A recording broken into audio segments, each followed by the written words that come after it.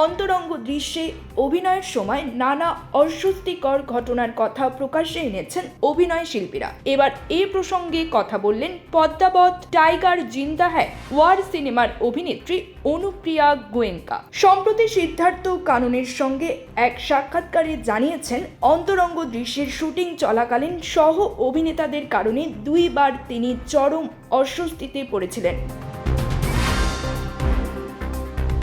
অন্তরঙ্গ দৃশ্যের শুটিংয়ের সময় কখনো কি কোনো অভিনেতার সুযোগ নেওয়ার চেষ্টা করেছেন? এমন প্রশ্নের উত্তরে অনুপ্রিয়া জানান, এমন ঘটনা দুইবার ঘটেছে। অভিনেত্রীর ভাষ্যে, প্রথমবার আমি বলবো না যে তিনি ইচ্ছে করে সুযোগ নিয়েছিলেন, কিন্তু এক ধরনের উত্তেজনা তাকে গ্রাস করেছিল।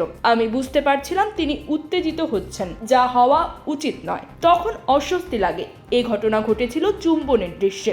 আরেকবার আমি এমন পোশাক পরেছিলাম যা খুব আরামদায়ক ছিল না। সেবারও ওই অভিনেতা এমন কিছু করেছিলেন যা না করলেও চলতো। অনুপ্রিয়া আরও জানান, সে সময় তিনি সরাসরি অভিনেতাকে কঠোরভাবে কিছু বলেননি, তবে ইঙ্গিত দিয়ে হাত সরিয়ে দেন। তখন মনে হচ্ছিল আমি তাকে প্রশ্ন করিনি কেন তিনি কেন এটা করলেন। তিনি এটা করলেন। তিনি হয়তো বলতেন ভুলবশত হয়েছে।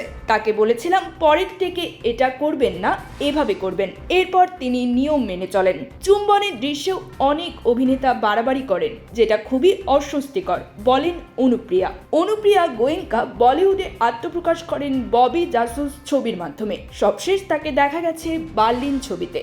ওয়েব সিরিজেও অনুপ্রিয়ার দাপট সমান। সিক্রেট গেমসে সাইফ আলী খান ও নওয়াজউদ্দিন সিদ্দিকীর সঙ্গে কাজের পাশাপাশি তিনি অভিনয় করেছেন Criminal Justice, Asur, Welcome to Your Dark Side, Aashram ইত্যাদি আলোচিত সিরিজে।